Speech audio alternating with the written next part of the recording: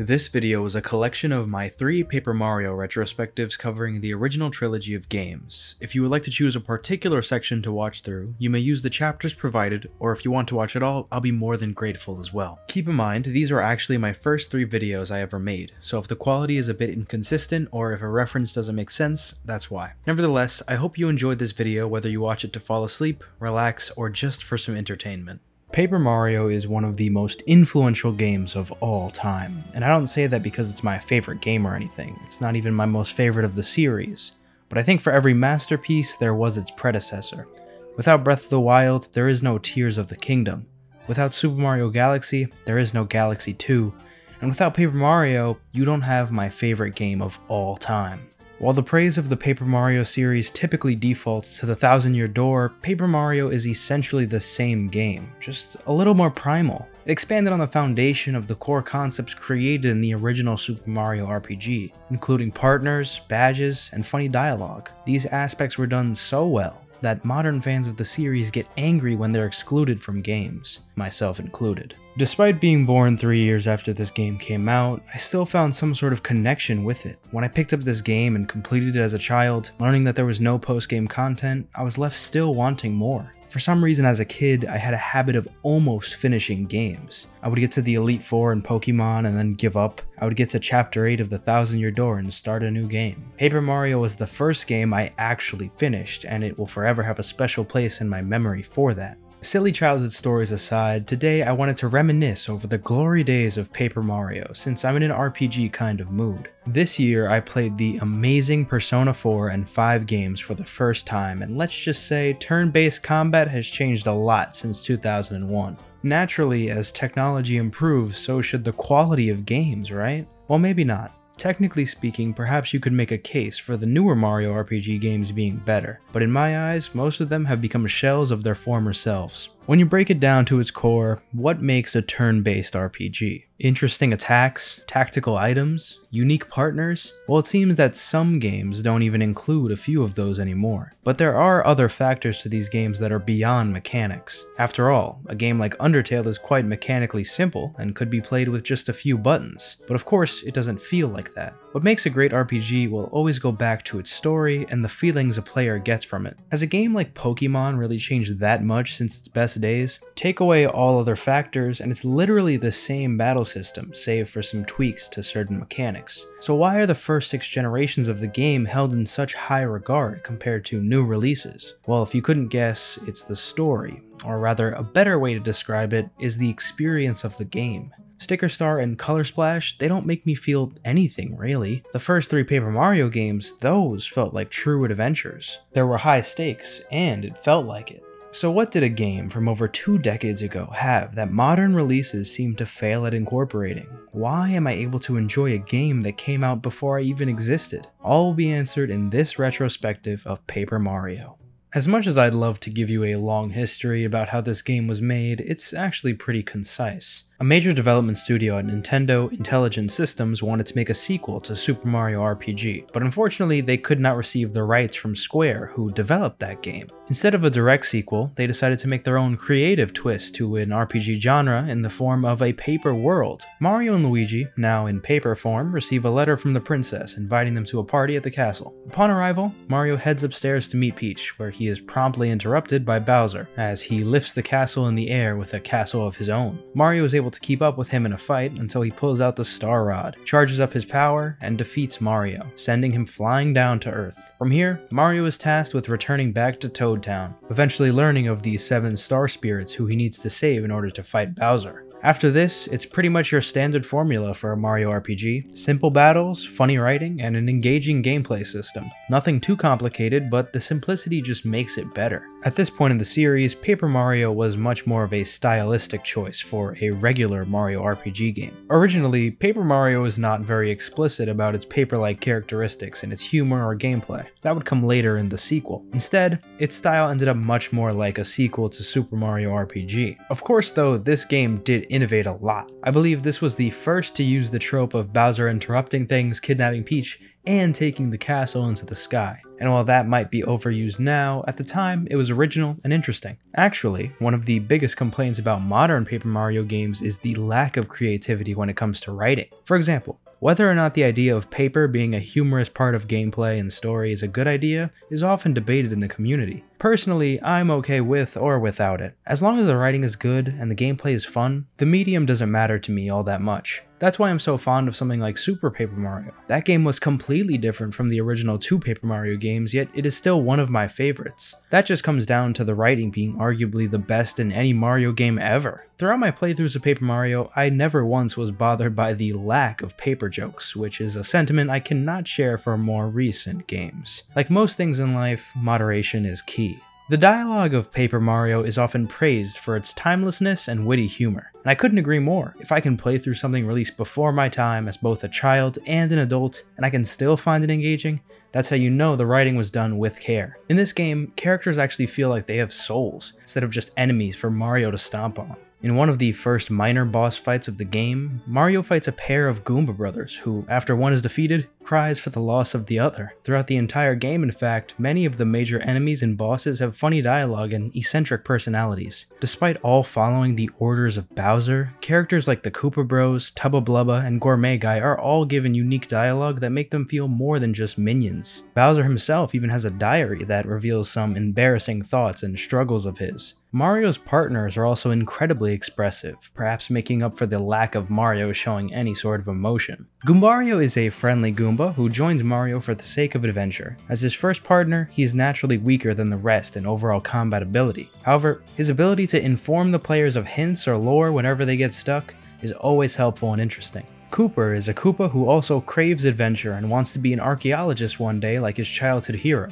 In battle, he is formidable, but his true strength is allowing Mario to reach distant switches and items in the world. Bombette is, you guessed it, a female Bob-omb who joins Mario after being imprisoned by the Koopa Bros. She has plenty of quirky dialogue that is a breath of fresh air after a little too much stereotypical heroic talk from Goombario and Kooper. In battle, she's also quite incredible, dealing massive damage throughout certain parts of the game. Parakarry is a paratrooper who befriends Mario after helping him find his lost letters in Chapter 2. Actually, throughout the entire game, there is an active side quest that involves you finding the letters he's managed to drop across the whole Mushroom Kingdom. His main ability allows Mario to be carried over a short distance, and in battle, he's one of the most effective partners. Lady Bow is a Boo who originally joins Mario to help him defeat the great Tubba Blubba and save all the boos that he ate. After they defeat him, she decides to stay with the group and explore some more. She's pretty much what you would imagine a spoiled princess to be like, but in this case, it's not annoying at all. In and out of battle, she's also quite useful since her main ability allows Mario to become invisible. Watt is a baby Lil Sparky, and she joins Mario after being freed from a lantern ghost. Despite her adorable dialogue, she's actually quite helpful in battle, being able to deal damage, buff Mario, and paralyze all enemies. Sushi is a friendly Cheep Cheep who joins Mario's party in order to help find the 5 Yoshi boys she babysits. She is perhaps one of the most useful party members in the entire game, since she allows you to swim and dive underwater, meaning you can reach some of the secrets and badges that were previously inaccessible. On top of that, in battle, she has probably the most well-rounded moveset as well. Finally, Lackluster, or as he likes to be called in the streets, Spike, is a Lakitu who was an enemy prior to joining Mario's party, but in reality is a kind person who even has a girlfriend. To be honest with you, this game's partners are nowhere near as good as the Thousand Year Doors, but regardless, I still think without them, this game would literally be a shell of itself. Now, if you're still with me after that long list of partners, let's talk about one of the coolest parts of this game. After every chapter you complete, you get to see things from Princess Peach's point of view in Bowser's castle. Here, you are usually given some sort of objective given to you by the unfortunately named Star Kid, Twink. In these segments, you do tasks ranging from gathering intel from Bowser's minions and relaying them to Mario, all the way to baking cakes and solving game show trivia. This really only seems like a minor part of the game, and truthfully it is. However, just this small addition adds so much to the personality and the pacing of this game, you really don't notice how important these little touches are until you compare them to the modern Paper Mario games, which lacked creativity in making the world feel interesting and alive. In my opinion, an RPG like this should never feel like the world is 100% reactive to the protagonist of a story. I should feel like my character is entering a pre-existing land that has had things going on prior to encountering the protagonist. This is what I think many of the modern Paper Mario games like Sticker Star have gotten wrong. Many of the levels in that game just feel empty and appear as if they only exist for the sake of being levels. Compare that to nearly all the locations in Paper Mario, which each have towns and cities filled with people living their everyday lives. I'm not saying that the world being reactive to the protagonist is a bad thing, I just think that at some point it just gets a bit out of hand and breaks the immersion of a role-playing game. When it comes to world building, Mario games tend to do that actually quite well. Sure, you have some games like Super Mario Galaxy and Super Paper Mario which use a hub world with different stages, but at least the worlds in that game actually feel interesting. If we're talking about the cohesion of a world, the first Paper Mario game actually seems to do that the best. Well, also the Mario and Luigi games, but that's for a different video. In Paper Mario, everything is linked, whether that's through land, sea, or train. They could have easily put everything connected to pipes in random places of Toad Town, but the fact that you literally have to traverse through a unique location sometimes to get to the main objective is so cool. They didn't have to put the Forever Forest in the game, but that extra little bit of gameplay builds up the atmosphere for the upcoming areas, rather than just taking a pipe straight there. Speaking of which, was actually one of the only aspects of the game that the Thousand Year Door regressed in. In Paper Mario, there are only 2 locations that are connected to Toad Town via some pipe or magical door, not counting Shy Guy's Toy Box because that's cool as hell. In the Thousand Year Door, there are 4 pipes. This isn't a big deal or anything, and the Thousand Year Door still has some super cool world building with the Poshley Express, Glitzville, and the Underground City, but honestly I do wish it was a bit more connected. Either way, both games have amazing locations regardless of how you reach them. The formula for chapters is typically segmented into 2 to 4 different major locations per region. By doing this, we don't have to stay in the same place for too long, and it makes us feel like the world is bigger than it actually is. For example, Chapter 3 takes place in the Forever Forest, Boo's Mansion, Gusty Gulch, and Tubba Blubba's Castle. I just realized that I've used Chapter 3 as an example like 4 times already in this video, so I'll show some love to Chapter 7. This snow-based region actually has 5 locations, being Shiver City, Shiver Snowfield, Starborn Valley, Shiver Mountain, and the Crystal Palace. Within all the locations in the chapters, there are usually some sort of common thread that makes everything work really well together. One of the only exceptions to this formula are in Chapter 4 and Chapter 6. In Shy Guy's Toy Box, there is technically only 1 location. However, the 4 different color stations serve as the different areas the player must clear before facing the boss. In Flower Fields, there is again pretty much only 1 location, but it is divided into 6 different areas you must clear before reaching the boss area. Some people like this formula, others aren't so much of a fan of it. And to be honest, I'd fall into the latter group. Since the game was established as being so diverse in its locations, I honestly felt a little disappointed having only 1 area for these chapters. This is hardly a problem though, in fact it's probably the least wrong with something like Chapter 4. The real issue is actually the backtracking. Prior to entering Shy Guy's Toy Box, a bunch of Shy Guys robbed the town and stole some things. It is up to you to retrieve these items. In this chapter, you will have to return to Toad Town up to 3 separate times to return items. And while this is not that bad compared to what the backtracking in the Thousand Year Doors Chapter 4 was, it still feels unneeded to have to go to Toad Town so many times. But you know, I think I'm being a little too negative towards this game, and I see way too many YouTubers wasting time complaining about games they like. So instead, I want to bring attention to the song playing right now.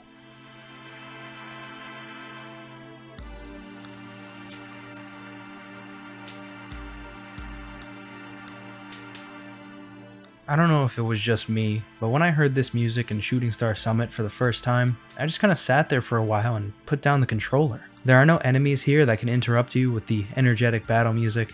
Here is honestly the most peaceful place in the game. Maybe Paper Mario's music isn't necessarily the most mind-blowing stuff. I'd even go as far to say that it's probably the lowest quality in the entire series, to no fault of its own. But some tracks just nail the atmosphere perfectly. Listen, I love the high production jazz ensembles that started being used after Sticker Star, but there's just something about the Nintendo 64 music that makes atmospheric places feel so nostalgic. I'm not usually the biggest fan of snow levels in games. I don't really know why, that's just how I always felt. But Paper Mario's Chapter 7 is an exception to that. The Thousand Year Door has snow levels, but they just didn't seem to ignite any sort of interest in me. Perhaps it's a combination of both the music and the art design, but I just wanted to make a note of a small aspect of the game that increases my nostalgia factor by a lot. Other than that, the music in Paper Mario is memorable above all else. The battle theme is iconic. Toad Town is classic.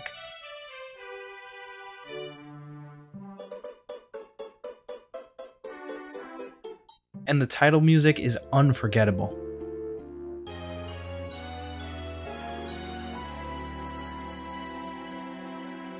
While I feel that Paper Mario gets outclassed by future games' OSTs, that doesn't mean that it doesn't also have an amazing soundtrack. Perhaps I should have covered this earlier, but we should probably talk briefly about the battle system. If you're looking for complexity, you've got the wrong game. Honestly, the most complicated battle system you're going to get in a Paper Mario game is an Origami King. But well, good thing for the early Paper Marios, I hate the battle system in Origami King. Paper Mario is simple enough that you never really have to grind or try to get a super specific badge to beat something, but complicated enough that you actually do need to pay attention sometimes to make sure you're doing the right action. Granted, the difficulty usually comes in making sure you're not jumping on spiked enemies or using the right partner, but honestly, that's all I need from a game like this. The battle system does get significantly improved visually in the Thousand Year Door, but even that is quite true to its Paper Mario origins. Honestly, a large reason for a simple battle system was probably just so kids would know what to do, and not have to worry about things like affinities or 6 different stats. But I mean, Pokemon seemed to incorporate a higher complexity battle system and kids still figured that out, so I guess it really just depends. Paper Mario doesn't really need to be that complex since the focus is really more on the journey and writing than anything else. In Pokemon, the point of the game are battles, so it would make sense for them to get a greater focus. Paper Mario's partner system is probably the most varied thing about the battle system. In almost any given situation, you can use different partners in battle. If you really wanted to, you could even just use Goombario in battle for the whole playthrough. This is certainly something that gives Paper Mario a bit of replayability, since you can decide to challenge yourself using different partners or strategies. In terms of gameplay outside of battle, the focus is almost entirely on the story. Platforming is basically an afterthought besides some segments where you might need to make a tight jump or use Paracarry to cross a gap. There really isn't much of a gameplay loop besides sometimes having to obtain an item or defeat a boss before you can progress in an area, and I'm quite a fan of that. In many RPGs like Persona 5, you know pretty much what you're getting into after every area in the game. In Paper Mario, however, you don't really know what's next. Sometimes you merely have to walk to the next area, other times you enter a magical toy box and the next chapter begins. This is a unique way to handle RPGs that I personally love to see. I think the ability to subvert expectations via story absolutely makes up for the more dull battle system. Through and through, this game is just so charming and so cool that it's hard to criticize it for much. For some reason, Mario RPG games seem to always transcend the platform that they're on. Super Mario RPG feels more like a Game Boy Advance game rather than a SNES one. Paper Mario barely feels like an N64 game besides the music quality. In fact, the first console I played it on was the Wii Virtual Console, and I didn't even know the difference between a Wii and an N64 at the time. Paper Mario just seemed like any other Wii game to me.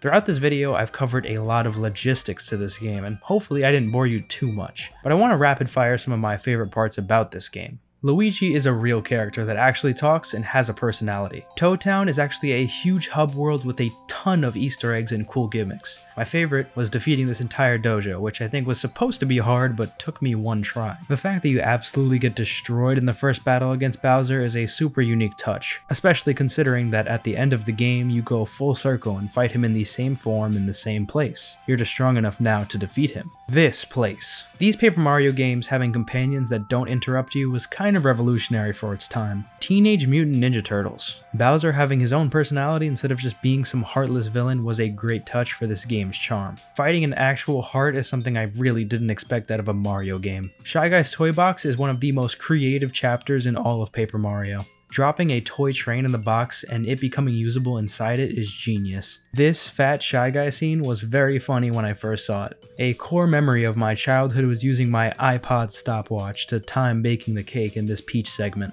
Fat Yoshi is my favorite character ever. These flowers in Chapter 6 all have funny dialogue. An entire segment of this game is dedicated to solving a fake murder mystery in a town full of penguins before you can progress. That is awesome. This game somehow still has some of the best visuals out of any Mario game ever. Peach and Twink being a part of the final boss fight really helps bring everything together, considering how you've been able to play as them throughout the story. Alright, well that's all I could come up with off the top of my head. Now I just want to talk about the impact this game had and the legacy it has left behind. Of course, we know about the succeeding games in the series: The Thousand Year Door, Super Paper Mario, The One Who Shall Not Be Named, Color Splash, and most recently, The Origami King. Now there's a good chance I make videos on the other 2 games in the original trilogy, so I don't want to give away all my thoughts about them, but I think that these games are exemplary when it comes to creative innovation, each of which improves on the weaknesses of its last. The Thousand Year Door took the partner system from Paper Mario and doubled down on the personality and character designs.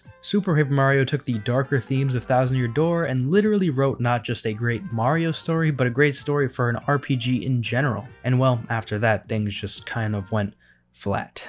I haven't actually fully played through Origami King yet, so I can't say whether or not it's a significant improvement on the series, but from what I've seen, it at least seems like it's trying to be original again. I know the fault of the series' downfall is more on certain stupid company policies rather than the writers. I just wish it didn't take 2 entire games to get back on the right track. It hurts seeing how creative these games used to be. I mean, just look at Super Paper Mario. Sure, it had generic worlds at the very beginning, but besides that, literally every single chapter is a completely unique location. A mansion, space, hell, and within all of these locations are multiple other unique areas too, just like Paper Mario. Besides its own lineage, Paper Mario has also inspired one of my other favorite series as well, Mario and Luigi. Unfortunately, this series is cursed with these same problems that seemingly all Nintendo RPGs are going through nowadays. They hit the absolute peak during their first few games, and then they just kind of forgot how to make them. Specifically though, Mario and Luigi have suffered from Miyamoto's idiotic ban of storylines and originality from games.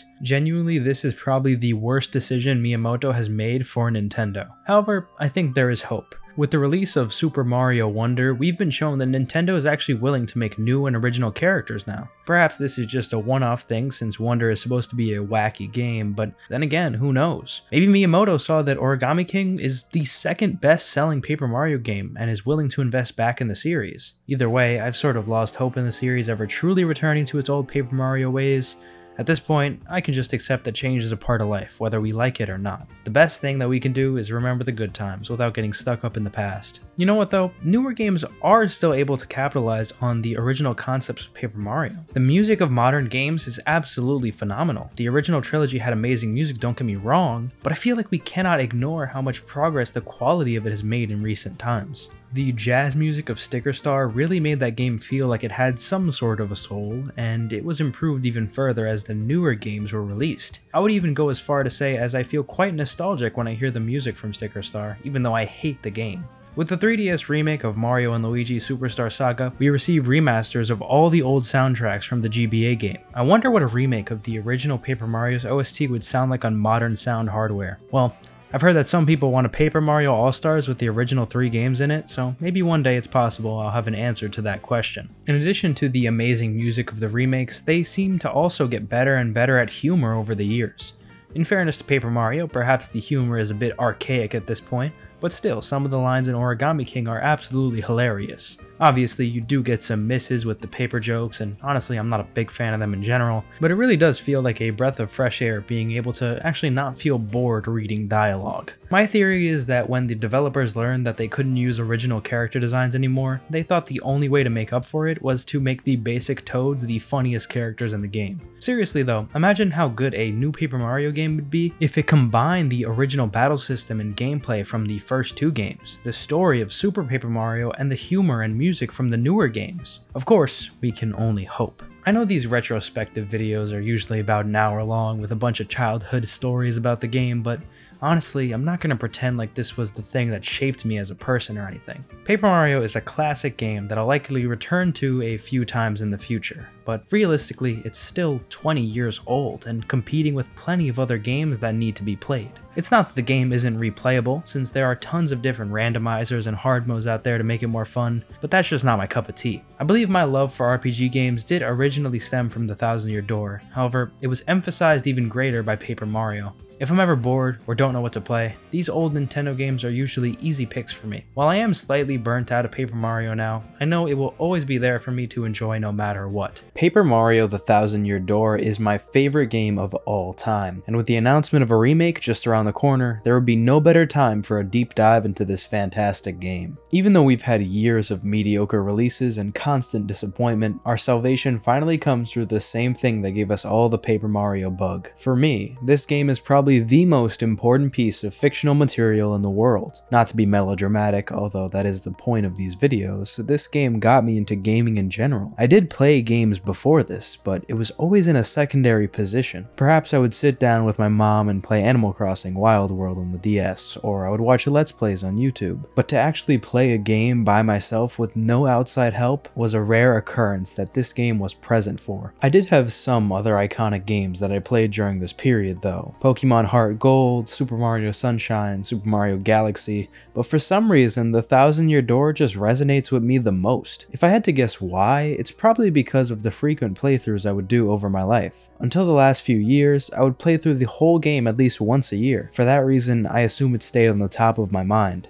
As a result of that, now I view it with the most rose-colored glasses you could have. To be honest, my mentality towards nearly all games takes the glass half full approach. Games are meant to be fun, after all, and I know that disappointment and expectations can ruin games for some people, but I try to only say positive things about the things that I like. If it's genuinely a bad game, I won't bother mentioning it at all unless it's important to a topic. But from my experience, if we can't even enjoy the things in our life that are meant to be fun, how can we ever be anything else besides bitter people in any other endeavor? I've always played games for two reasons. Number one, they're just fun, and number two, they are of course a perfect escape from the struggles of life. I'm not usually the type to complain about how hard my life was growing up because realistically, plenty of people have had it much worse. In fact, I would say my childhood was quite good. I always had friends and made plenty of memories. The only big problem was the lack of stability in my location, because I would move states every year or two. You could say one of the only constants in my life was the games I played. The people I met in the virtual world wouldn't be left behind if I had to move 1,000 miles away. When RPGs make self-insert characters, I feel like as if I'm their target audience. In Paper Mario, those are not only Mario's partners, but they are mine as well. There's a reason I played the Thousand Year Door so frequently during those years when I moved so often. Coincidentally, I stopped playing it so much when I finally moved to somewhere peaceful and stayed there, almost like I didn't need to have virtual friends anymore, since I had plenty of real ones now. So what brought me back to this series? Well, it wasn't necessarily even the announcement of a remake, it actually came much earlier. For the past few years, I've only played multiplayer games. You know, the Fortnites, Valorants, sports games. But recently, that all stopped. As my friends all went to college, I stayed home, taking a gamble that most would be too scared to bet on. I've lost nearly all social connection. In order to rekindle that feeling, I found myself playing RPGs again. It actually started when I picked up Persona 5 for the first time. I was reminded of the charm that turn-based RPGs had that was missing from the mainstream games that I've been playing. So now I find myself here writing about games I played many years ago, in hopes that other people online will share these same sentiments and like my videos. That aside, today I want you to sit back, relax, and forget your everyday struggles by listening to me talk about my favorite game of all time.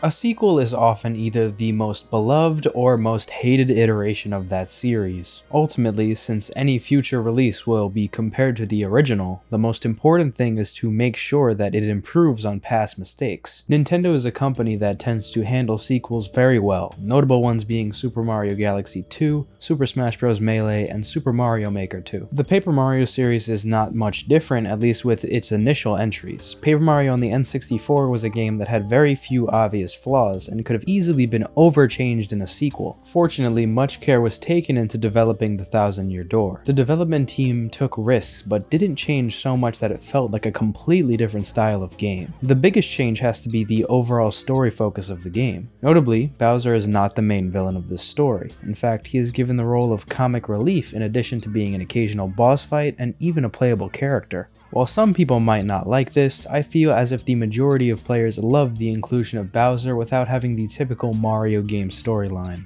Basically, this game opens with a story about a town that was devastated by a cataclysm and sunk into the depths of the earth. This game's hub world, Rogueport, was later built at this site. Peach is shown visiting this town and proceeds to mail Mario a magical treasure map she had purchased in Rogueport, asking him to come to the town himself. Before Mario arrives, she is captured by the X-Nauts led by Sir Grotus, who had intended to obtain the map. With the help of Goombella and Professor Frankly, Mario learns that the map can potentially reveal the location of the 7 legendary crystal stars, which are required to unlock the Thousand-Year Door. From this point on, Mario begins his journey to collect these stars and save Peach. Interestingly enough though, Peach is held captive on the moon, meaning once again Mario will have to leave Earth to save Peach. Bowser is also involved in the story as he is trying to collect the crystal stars as well. However, he is often too late arriving at locations where they're held. Behind the Thousand-Year Door holds the treasure that everyone desires. However, that treasure is revealed to actually be the Shadow Queen, who originally caused the cataclysm that brought down the city we saw in the intro. Grottis knows this and plans to resurrect the Shadow Queen by using Peach's body as a vessel, under the assumption that he'd actually be able to control it. Basically, this game does the same 8-chapter gameplay style as its predecessor, with new locations and partners to be found. In my opinion, this game's partners have to be the absolute best in the series, although our sample size is a bit small here. Goombella is a Goomba girl who is saved by Mario the moment he arrives in Rogueport, as she was being attacked by Lord Crump. In this fight, she teaches him how to use action commands, which is something expedited here compared to the original Paper Mario, where you had to wait until you got the lucky star from Twink. After you escape the fight, you learn that Goombella is a student at the University of Goom and can help you decipher the map you received from the princess. In contrast with Goombario from Paper Mario, Goombella has much more personality and a lot more dialogue, setting the tone for this game being quite heavy on exposition. Also, Goombella's main ability is to tattle, which in this game is very funny at times depending who or what you use it on. Your next partner is Koops, whom you meet in Petalburg after he asks to come with Mario to Hooktail's castle in order to avenge his presumably dead father. While Koops is quite shy, he actually has a girlfriend, which is a clear parallel to the first lackluster scene in Paper Mario. Koops' main ability is the same as Kooper, except now Mario can hold Koop's shell in place by holding the button. Flurry is a cloud woman whom you meet in Boggley Woods. She joins Mario after he helps her obtain her necklace from the Shadow Sirens. Her main ability is to blow a huge gust of air when Mario squeezes her, and to be honest, I thought she would be censored in the upcoming remakes, but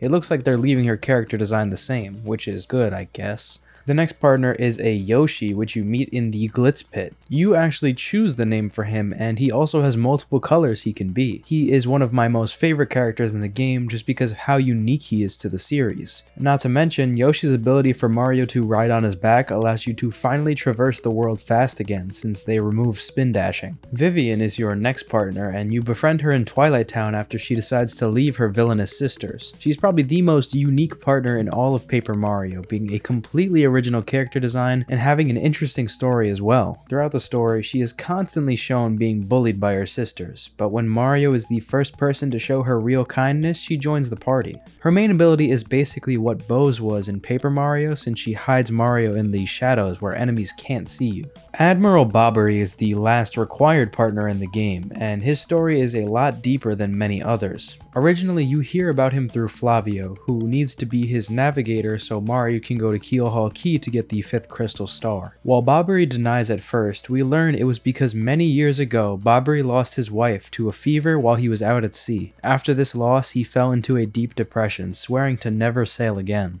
Eventually, you learn of a letter written by his wife that was never shown to him, kept by the bartender Podley. He did not want to show him it because of how devastated Bobbery was, but he gives it to Mario in hopes that maybe he can snap him out of it. Ultimately, he is convinced after reading the saddest letter I have ever seen. This is not all though. After Bobbery sets sail with Mario, they end up shipwrecked, luckily at their destination, and Bobbery is presumed to be on the verge of death. He asks Mario to bring him a Chocola Cola before he dies. This all ends up being a gag though, since when he does die, he actually just falls asleep. Mario wakes him up with a hammer and he finally joins the party. His ability is the same as Bombette's from the first Paper Mario, since he just blows stuff up. The last partner is actually optional, that being Miss Mouse. She's obtained through a side quest at the Trouble Center. Throughout the game, you encounter her a few times, including at her store in Rogueport, where she appears unmasked. There isn't really much to say about her personality besides that she likes to flirt with Mario. Her main ability is to sniff out any hidden items in a room, but only roughly saying where they are. And finally, one bonus fun fact, all of Mario's female partners kiss him when they first meet. Returning to talks about the development of this game, the use of paper in actual gameplay was a focal point that they especially wanted to implement. They almost included things like drawing pictures on paper, but ultimately excluded them because they didn't want to go too overboard. In the final game, we see paper used mostly in the various curses Mario obtains throughout the story. At first, he obtains the form of a plane, which he can use to cross big gaps via a specific platform. Next, he obtains paper mode, which basically just lets him turn sideways, becoming paper thin.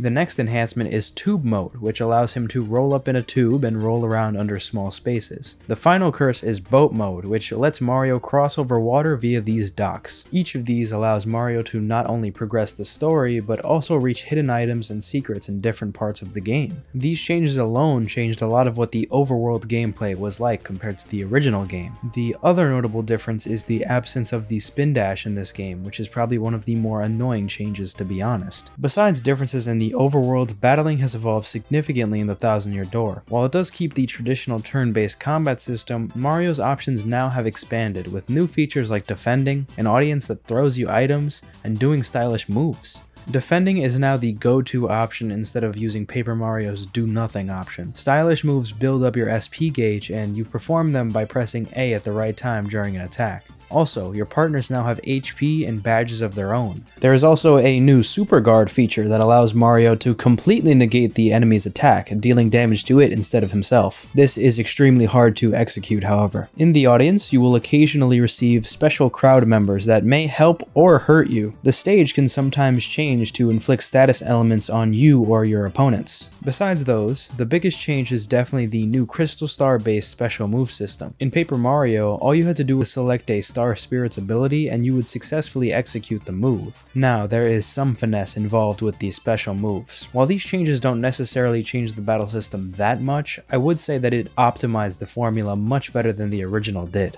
Speaking of the original, the world of the Thousand Year Door is just as charming as its predecessor, this time filled to the brim with even more lore and interesting characters to speak to. First things first, we have to acknowledge the main town of this game, Rogueport. The second you land here, you see that this is nothing like Toad Town. There are broken walls, graffiti, and even a noose in the middle of the town square. You can't even get past a few minutes here without getting mugged. Now, I'm not sure if this is all here to push forward the more edgy style the GameCube was pushing for, but it definitely fit the mood. Quite soon after you arrive, you enter a pipe and arrive in the old Rogueport sewers, which house the old and abandoned city that was spoken of in the intro. Again, this game calls back to the original by including an underground section of the hub world, but in this case, they expanded tremendously upon it. I do have one issue with Rogueport though. Everything is connected via pipes. 4 out of the 8 chapters are only accessible via warp pipe to Rogueport. The fact that you can warp to these locations isn't my problem though. In fact, I love the concept of a designated area of warp pipes that takes you to different parts of the chapters you've unlocked. My issue is when you discover these places via just a simple pipe.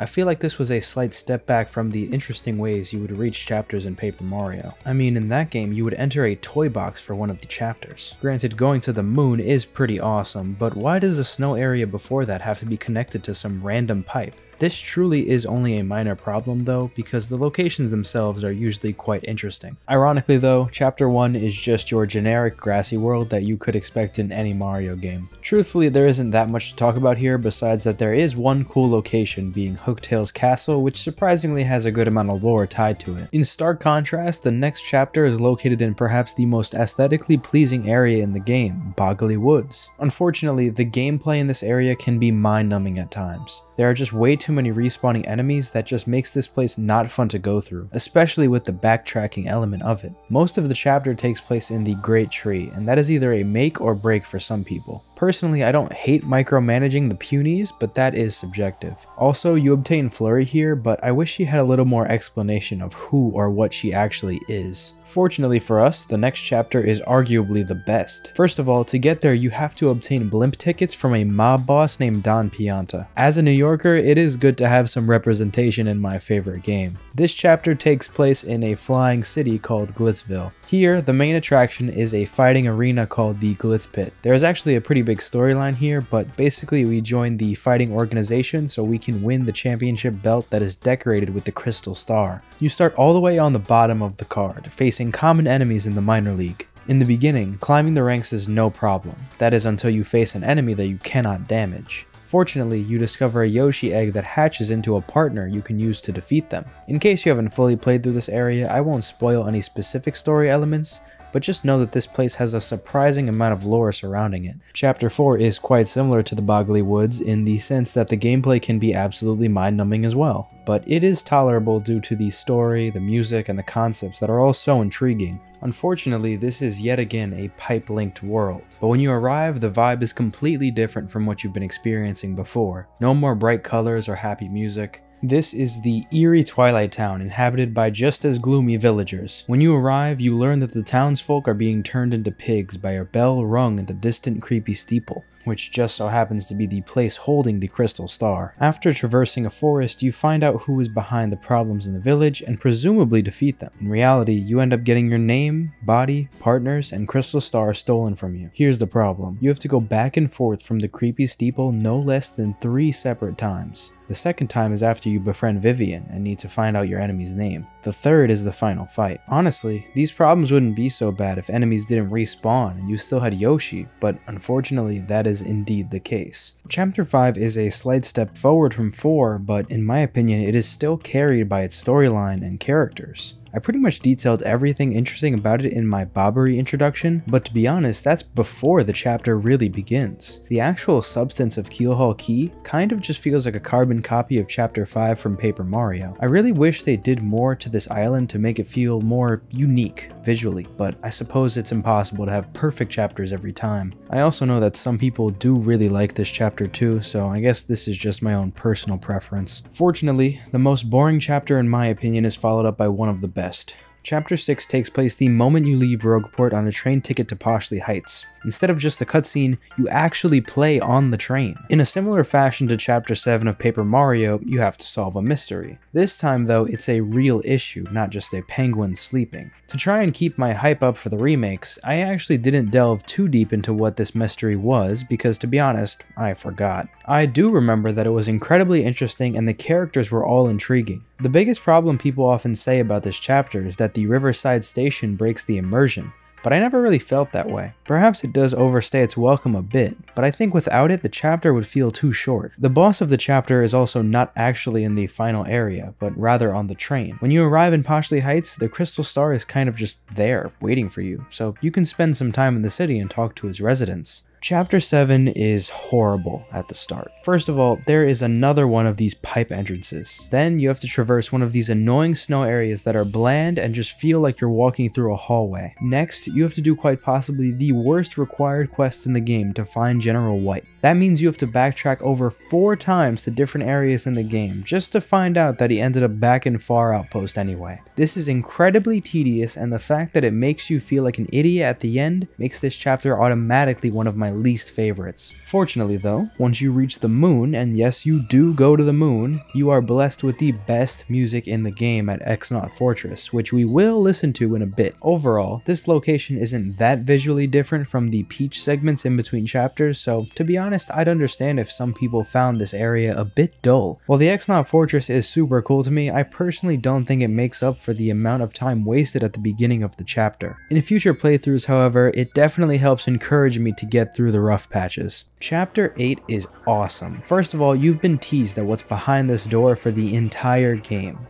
So when you enter and finally see the Palace of Shadow, it really does feel like you're in final boss territory. Also, the Riddle Tower was both visually and gameplay wise very cool. The battle with Gloomtail was a nice challenge to prepare you for the final boss, which by the way is amazing. The fact that the Shadow Queen is actually a threat and intimidating is such a breath of fresh air compared to the usual Bowser final fight. Not to mention the the haunting music that plays in the fight with the Shadow Queen. While this chapter does have some pacing issues and can be boring at times, I think that this was a great way to end the game. Plenty of challenging fights coupled with a perfect atmosphere makes this chapter one of the best. So as you might have noticed, I was quite negative about many of the chapters in this game. So why do I consider this game so much better than the original Paper Mario? Well, I guess you could just call me nostalgia blind and be half right, but to be honest, the overall vibe of the game just feels better. I don't particularly love or hate any of the chapters in the original. I don't think there's any chapters in that game that gets me super excited to play through, and also none that I groan at when I reach. In the Thousand Year Door, I love some parts and I hate others, and perhaps that emotional investment is what hooked me. Through every single playthrough, I will literally be so excited to play through Chapter 3 and absolutely dread the incoming Chapter 7 General White quest. I guess there are some annoying parts about Paper Mario, like certain parts of Shy Guy's Toy Box or Flower Fields, and there are some amazing parts like Chapter 7 in general,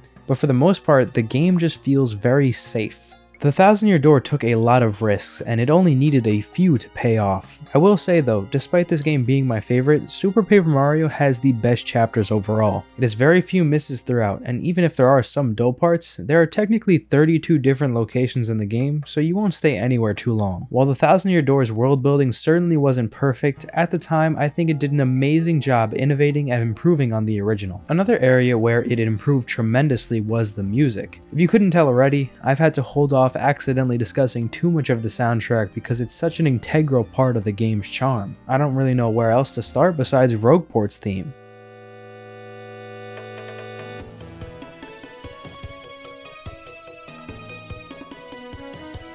When you first hear it, it sounds nothing like what Toad Town did, but for some reason it works perfectly for a hub area. This is a track that still sounds like it was made sometime in 2023. Seriously, if you haven't heard this in full with headphones, give it a listen sometimes because it's absolutely amazing. Of course, we have to talk about the battle theme though.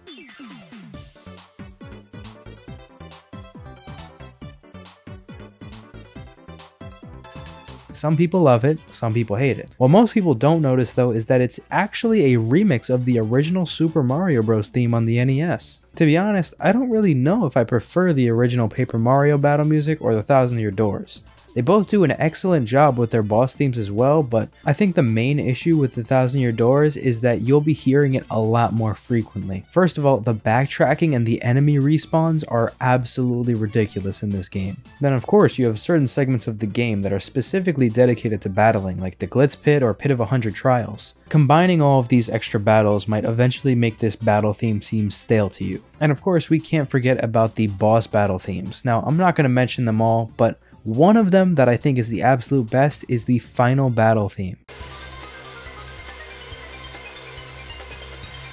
Listening to it now, it's an epic theme, something that you can imagine hearing in a much more modern RPG. But as a kid, this theme was terrifying. I mean, just imagine little 7-year-old me fighting some huge shadow monster, and on top of that I have to hear this?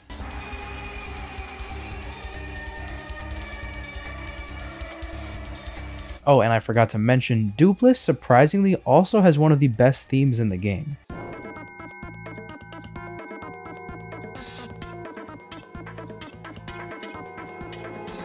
Beyond battle music, this game takes its overworld themes and makes them incredibly atmospheric. Instead of the more predictable music pattern of Paper Mario, we see a huge emphasis on digital instruments like synths. The wide variety of these instruments allows for the game to capture certain emotions much better than Paper Mario could. Chapter 1 gives us probably the best rendition of a World 1-1 theme.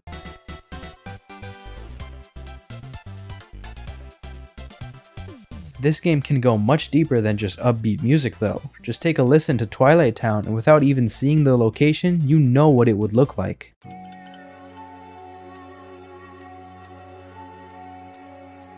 In Chapter 6, the main theme is separated into 3 separate tracks throughout the day and night cycle. These all have a high-pass filter though, making it seem like it really is being played over the train's speakers. Eventually though, once you reach Poshley Heights, you hear the music completely clear and fully composed.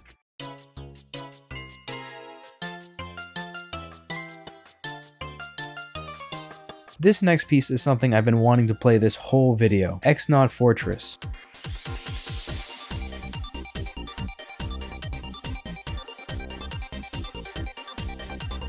After making it through the dreaded Chapter 7 start and entering the X-Naut Fortress, I can't help but want to spend all my time here. I could spend a whole video just talking about this game's music alone, but hopefully the tracks I've played here and throughout the video have given you a solid preview of what it has to offer. Next, it's time for a lightning round of fun and interesting things that I found layered throughout the game. In the first chapter, Coop sees a pile of bones in Hooktail's castle who he thinks is his dead dad, but in reality his dad was completely fine. Bowser getting trolled by a Peach poster. In order to progress the story, you have to step on someone's contact lens. The entire concept of the Glitz Pit was awesome, and as a lifelong fan of sports entertainment, this has to be my favorite chapter. Even if you know Duplis' name from past playthroughs, you cannot spell it without obtaining the letter P. When Vivian finally joins your party after getting bullied for the whole game, that was really heartwarming. While I could include hundreds of funny lines from the game, I'll just condense it to Goombella accidentally calling this lady fat.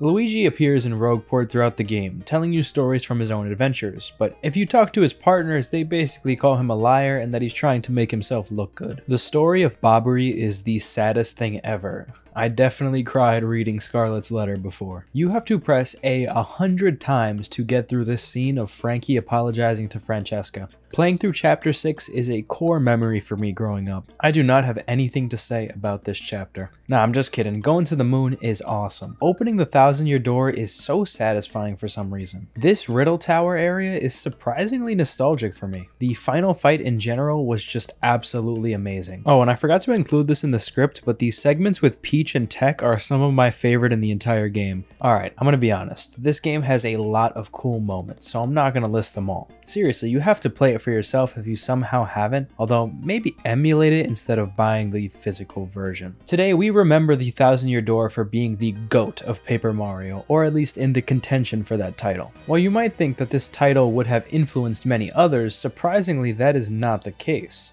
In fact, the traditional style of the series died with the Thousand-Year Door. While Super Paper Mario still ended up being a phenomenal game, even improving on some of the aspects of its predecessors, the gameplay was seemingly nothing like them. While many Paper Mario fans wish they could remember the Thousand-Year Door in a positive light, it seems like the conversation is always tarnished with whatever the series could have been.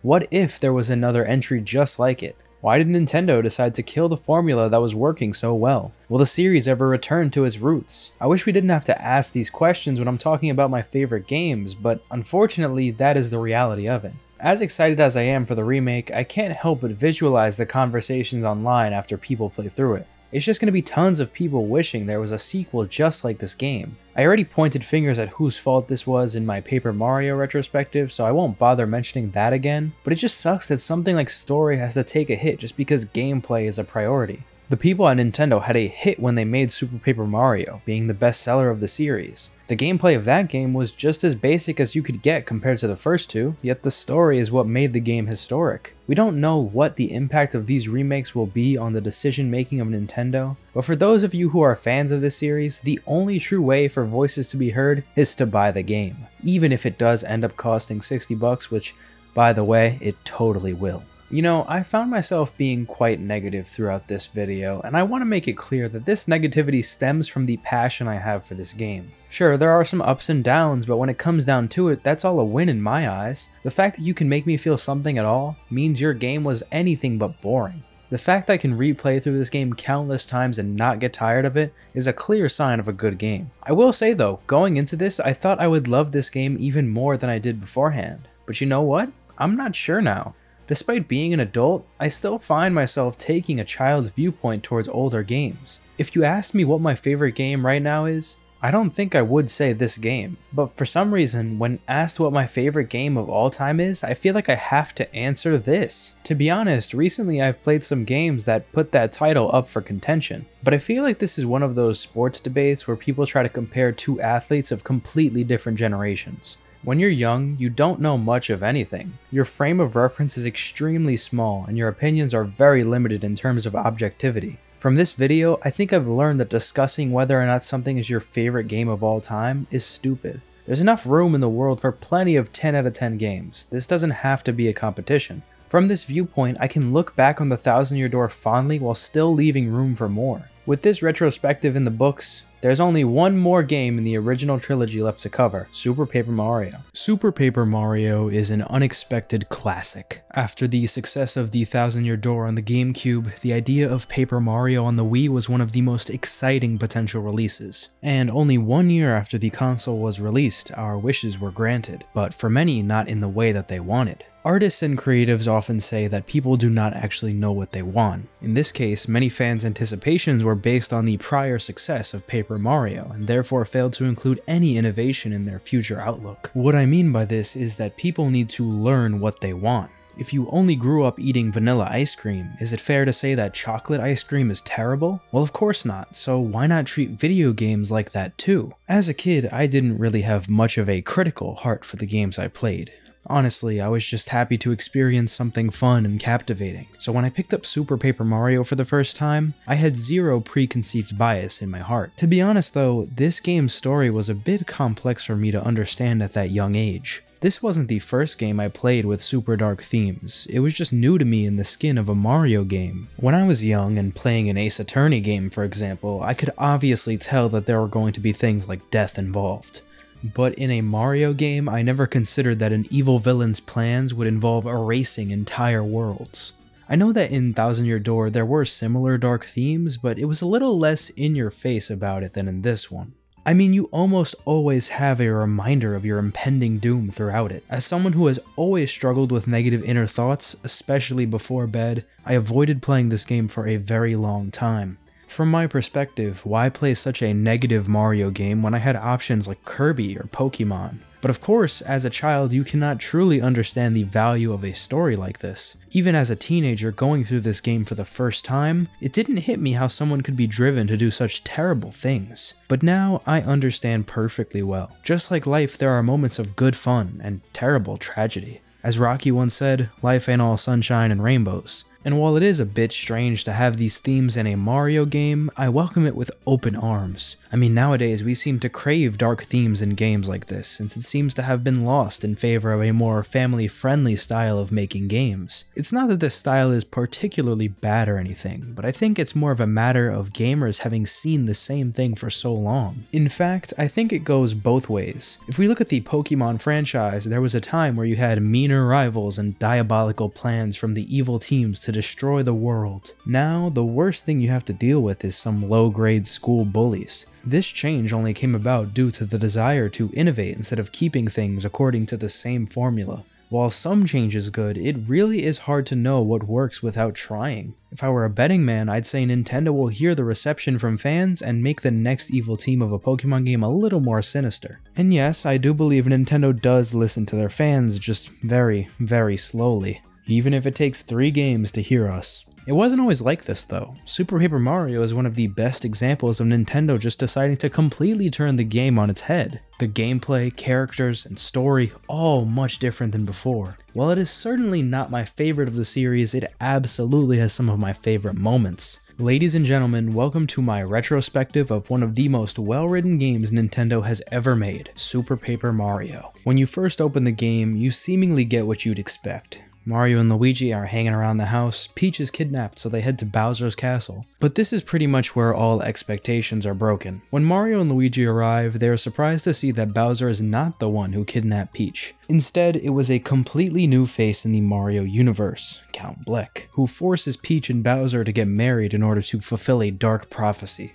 The forced marriage births the Chaos Heart, which creates a void in the sky that will destroy all worlds. Meanwhile, Mario meets up with a strange talking butterfly named Tippy who transports him to Flipside, where they discuss the situation with Merlin. He then gives you a pure heart and has you put it in a certain pillar that opens up the first location of the game. Basically how this works is that in every chapter you will be searching for a pure heart that you will use to progress the story. Between each chapter you are told a story about Blumiere and Timpani, Two lovers that were split apart and forbidden to see each other ever again. Eventually, you piece together that Tympani is Tippy and Blumiere is Count Bleck. Suddenly, it makes a whole lot more sense why Count Bleck was trying to end all worlds. At first, it seemed like he was just some generic evil villain, but it becomes clear throughout the game that he was so distraught at losing Tympani, nothing else in the world mattered anymore. Every chapter links together not through any interesting world building. I mean, literally every world is connected by a door, and you know how I feel about that if you watch the first Paper Mario videos, but rather linked by a common theme: love. This is quite easy to miss on your first playthrough, but this entire game is themed around love being stronger than almost anything else. The dark prognosticus, told to be the true prophecy of the world guaranteeing the end of everything, is somehow overcome by the power of love held within the pure hearts. In almost every chapter, you obtain these hearts through events encapsulating this emotion. Mimi's love for money, Francis's obsessive love, Squirp's love for his mother, King Crocus's narcissistic love, the seventh pure heart staying intact even through the destruction of a world, Loveby learning to love her parents, and finally Count Bleck's love for Tympani. Okay, I know I just dumped a lot of names on you that probably either gave you a lot of nostalgia or just confused you. That's why I'm going to go through each of these chapters and remember the best parts about them. Overall though, almost all of these have such a unique approach to them. Chapter 1 will probably be one of the fastest chapters I go through though, since this is pretty much just getting the basic Mario worlds out the way early on. This is essentially a tutorial world that teaches you how this game's new gameplay mechanics work. Ultimately, the main ability you will learn is to flip dimensions, which offers a unique take on 2D platformers. Here, you also meet your first Pixel. These guys replace the partners from previous games, and the first one you get is Throw. Besides that, this level doesn't have that much to talk about. I guess O-Chunks was pretty funny though. Chapter 2 introduces a new party member, Peach, who can float using her parasol. After finding your next Pixel, Boomer, you reach the main area of this chapter, Merlee's Mansion, which is one of the coolest segments of the game. Here, you are forced to progress by having to break the maid of the mansion's favorite vase. Of course, we already know that maid is one of Count Bleck's minions, Mimi, but Mario doesn't, so he's forced into indentured servitude until he can repay her 1 million rubies. Okay, remember how I said this is one of the coolest segments? Well, hopefully you didn't confuse that for one of the most fun to play. First, you have to hit this block 100 times, then you have to run in this hamster wheel for about 6 minutes, and finally, you're able to sneak into a vault and steal the 1 million rubies instead of working for it. Some people do accuse this level of padding out content, and yeah, that's pretty much what it does. The concept of it is really cool, but to be honest, it does feel a little silly that you have to press on the D-pad for so long. The only other gameplay elements here are memorizing these passcodes and obtaining the next Pixel Slim. Actually, one more thing, if you just Google the vault passcode, you can beat this part in just a few minutes. The final part of this game is also super weird, but awesome too, because you see Mimi transform into this thing. And also you host a game show in the women's bathroom. I promise this makes sense with more context. Chapter 3 introduces your next party member, Bowser, but not before taking away one of your current ones, Tippy. Throughout the beginning of the chapter, you pretty much just go through nostalgic Mario levels, acquire the next Pixel Thudley, and climb a huge tree to fight Dimentio. Once you reach Fort Francis, this is where things start getting really funny. The aesthetic of the area needs no explanation, especially when you understand that Francis is really just a caricature of your average Reddit gaming nerd. As a kid, I really didn't understand a lot of the references here, but now, yeah, I get it. You also get one of the most useful pixels in the game here, Carrie, who you can use with Bowser to pretty much become unstoppable. At the end of everything, Tippy actually releases one of the pure hearts from hiding due to the sheer happiness she felt after being saved. Chapter 4 has us go to space, but well, we can't breathe here, so we put a fishbowl over our heads and now we're okay. You meet an alien named Squirps and use his ability to traverse space and hopefully find the pure heart. Eventually you reach some sort of a planet and Squirps decides he needs to use the bathroom, so he heads off to a local porta potty. Unfortunately for him, there seems to be someone in the bathroom who needs toilet paper, so you spend quite a long time actually trying to go get some. Turns out the dude in the bathroom was just your next pixel, Fleep.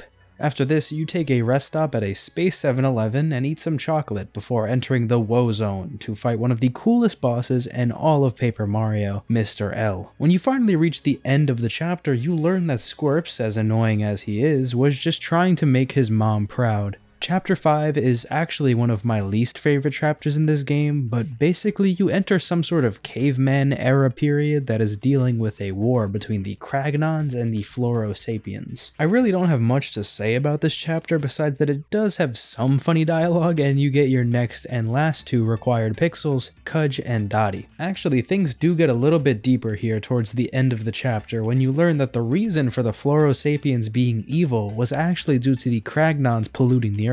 Really shows that there are two sides to every story. Chapter 6 is short, very short actually. You're supposed to fight 100 duels in a row so you can earn the Pure Heart, but it's obvious that the void is growing exponentially faster as you progress.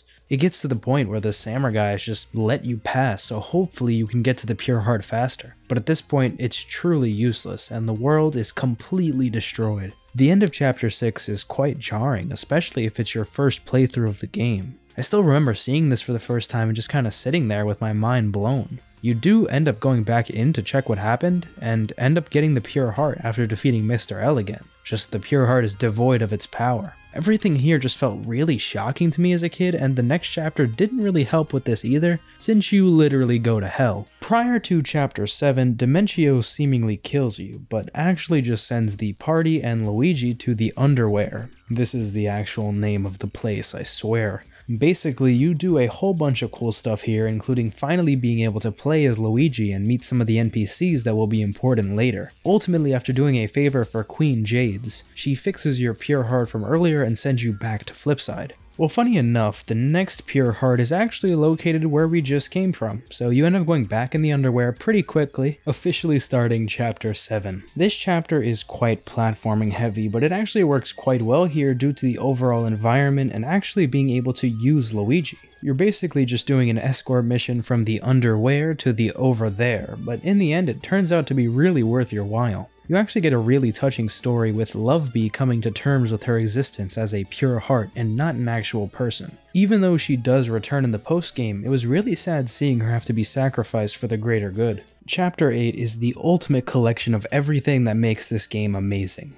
While this is technically a glorified boss rush, the writing around it makes the situation seem much deeper than that. One by one you lose your partner so you can keep pursuing Count Bleck, and once you finally reach him, it's just Mario left. While your partners do eventually return, the story takes another turn for the unexpected. You have Count Bleck defeated, but out of nowhere Dimentio returns and reveals his true plans to betray Count Bleck and fulfill his own evil intentions. He activates mind control on Luigi and you fight his final form of Mr. L for the true final boss. Even though you defeat him, the void still persists and leaves only one option left. Count Bleck and Tippy sacrifice themselves and save the day with the power of love. I should probably also mention that some of the other interlude parts of the game, like Flipside and Flopside, along with certain segments in Count Bleck's castle, but these are all pretty much what you would expect from an interlude, short and sweet. The lore behind the ancient civilizations is very interesting though, giving a bit more context behind the Paper Mario world. Let me state this now. Everyone has different favorite chapters in this game. This isn't like Thousand Year Door where everyone pretty much unanimously loves Chapter 3. Also, with the 1 through 4 chapter designs, certain parts of each chapter are much better than others. For example, Chapter 7 as a whole is amazing, but people who play through it hate Chapter 7-3. For some reason, this game can get away with very boring sections as long as the finish is super strong, which it almost always is. Once you reach the end of the story, the game kinda makes you forget all of its problems. At this point, you just want to see the story end in a fulfilling way, which it does do perfectly. However, I have forgotten one thing about this game's story that is very important. While love is one major theme, duality as a whole is more fitting. Light versus dark, Flipside and Flopside, 2D and 3D, throughout everything there is either conflict or cooperation. Even your teammates all have rivals of their own, and in the end, love seems to be the thing that makes the most progress. If you couldn't tell already, I haven't mentioned the actual gameplay of Super Paper Mario in more than a sentence or two. This is because, to be honest, this game isn't very strong in that department. That is okay though, because I think any game that tries to do too many things often finds itself doing nothing right. The story and writing of this game takes center stage, and I am completely okay with that. The problem with basic gameplay is that when the story takes a step back, everything just ends up feeling boring. One of the only reasons why I'm able to get through super boring sections of the Thousand Year Door is because of the battle system at least being somewhat rewarding and engaging. In Super Paper Mario, when you're going from place to place, it sometimes feels like a worse New Super Mario Bros. Game. Okay, perhaps I am being a little too critical here because at the end of the day, I am still able to get through everything in the game. To be honest, I kind of feel bad picking on the gameplay elements because I know that's not really what the focus is on. I just think that perhaps with a little more care, they could have made things a bit more engaging. It is also entirely possible to have both a phenomenal story and gameplay system. I mean, most JRPGs do this fairly well, like Xenoblade or Persona. I think Super Paper Mario was just changing so much about its gameplay from the first two that it didn't really know what to do with itself at times. Besides the 8-chapter gameplay loop, this game plays almost entirely different from the first two. Pretty much nothing is the same as the originals besides items and something like Goombella's Tattle from Thousand Year Door now being done by Tippy. The controls of this game are also a little bit stupid since it's literally just the Wiimote with no option to use the nunchuck. This kind of sucks because pressing on the tiny D-pad can start feeling weird after a while. The remote was clearly not meant to be held sideways, so why are we being forced to play the game like that? The whole point of the nunchuck existing was to add that control stick for games just like this. All they had to do was bind Tippy's ability to a button instead of pointing the Wiimote at the screen.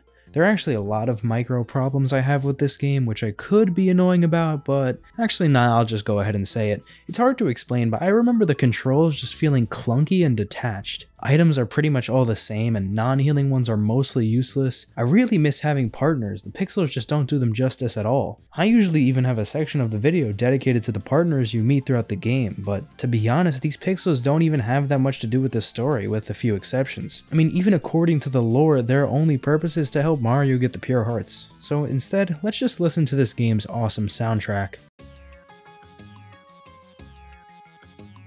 The moment I entered Flipside, I was immediately reminded of the ancient city underneath Rogueport. Speaking of Thousand Year Door, I once said how that game had the best rendition of a 1-1 Mario level soundtrack. Well, the theme from Lineland is a close second.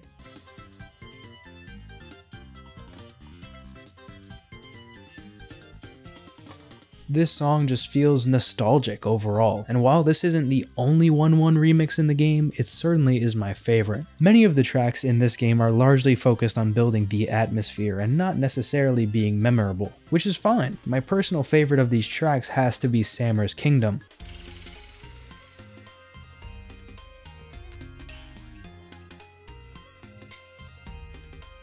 I believe it perfectly captures not only the actual location of the chapter, but the story elements of it as well. Entering the chapter, you see how cool everything looks, and the concept of it seems really fun and challenging. But of course in the back of your mind is the fact that the void could engulf the world any minute now. I've heard some people wish that this chapter was a bit longer, and to be fair, I do wish that too. But I think that this was intentionally cut short to show that we need to appreciate our world while we still have it. Things can be taken away from us at any moment. Looking at Japan, the home of Nintendo, I believe they understand this feeling more than anyone else. Japan has gone through some of the worst tsunamis and earthquakes in history. The fear and hopelessness on display by the Samurais is a reflection of what the Japanese people have to go through when tragic events like these happen. You can do nothing but accept your fate. In addition to the Sammer Kingdom, the song that plays in the memories of Blumiere and Timpani is one of the most simple yet effective tracks at capturing emotion.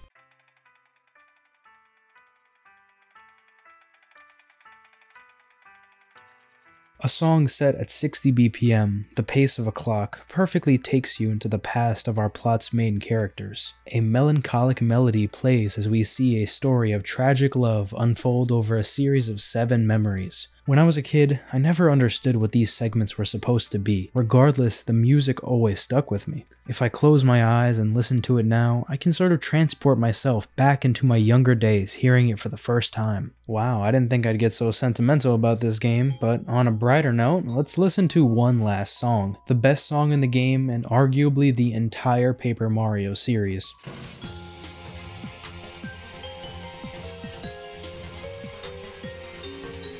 The Ultimate Show is the perfect track to accompany the final boss of the game. If you thought Count Bleck was bad, this is the real villain of the story. With music out of the way, let's quickly go to all of the funniest moments in the game. This is the only Toad in all of Super Paper Mario. I know some games that could learn a thing or two about that. When asked by Merlin to save the world and you decline, you simply just get a game over. Tippy's tattles definitely do justice to Goombellas in terms of humor. Ochunks seems to be the saving grace of many of this game's most boring sections. Slavery. Game show in the women's bathroom leading into a boss fight in the women's bathroom. Bowser's Arms. Ah yes, dating sim in a Mario game. If you don't wear your helmet in space, you get a game over. Well, I guess that makes sense. Space bathroom. Space 7-Eleven. So that's where Luigi's been. Oh, okay, he's dead now. Oh, so are we. So I actually lied. This game does have turn-based combat. Why is playing through hell so much more fun than playing through heaven? Just when you thought a bathroom in space was weird, there's now a bathroom in heaven. Man, these Paper Mario games really know how to make these final bosses really freaky. Wow, this game is actually a lot shorter than I remember. I mean, technically it is the shortest game of the trilogy, but with the amount of story packed in, you really can't tell. I'm actually the type of guy who prefers longer games, especially nowadays where you gotta dish out like 70 bucks sometimes to buy one. But there is something nice about shorter games just having more condensed value. I mean, just look at Undertale. You can beat that game before you even need to eat your next meal, and it's one of the greatest of all time. Super Paper Mario found a way to give us that adventure in the first two games, and add a whole bunch of new depth via its amazing story and humor. To be honest, these videos are and will usually be my first critical look into almost all of the games I cover. I don't play games to seek what's wrong with them. There are only so many hours in a day, and gaming is supposed to be the time I spend in a happy place. Does Super Paper Mario have its flaws? Yeah, a lot of them. I may not have made it super clear, and honestly I probably had worse to say about Thousand Year Door at times, but this game isn't anywhere near perfect either. The start of this game is super slow when it comes to creativity. The first chapter is downright bland if you remove the characters from it. The second chapter doesn't get truly creative until the third part, and that just ends up being annoying anyway. Slow starts are something that chapters 3, 4, and 5 all struggle with too. Does the world building suffer from these segmented chapters? Does not having real partners suck? Does the platforming feel awkward at times? All yes. But you know what? I don't care. Some people call this game the beginning of the end of Paper Mario, but I call it the last great game of the series, and one of the greatest stories Nintendo has ever told. And with that, my retrospectives on the first 3 Paper Mario games are complete. It was nice remembering the days when these were the hottest games around. And well, looks like they may be on top again sooner than later. Before I wrap up this video, I just want to say thank you for watching. If you have any interest at all in seeing more of these long-form retrospectives, let me know by liking the video and leaving a comment. For anyone new watching, I upload videos about video game concepts and mechanics with occasional deeper dives into specific franchises. If that sounds like your cup of tea, please feel free to subscribe so you don't miss an upload. Alright, I'm done. Thanks for watching.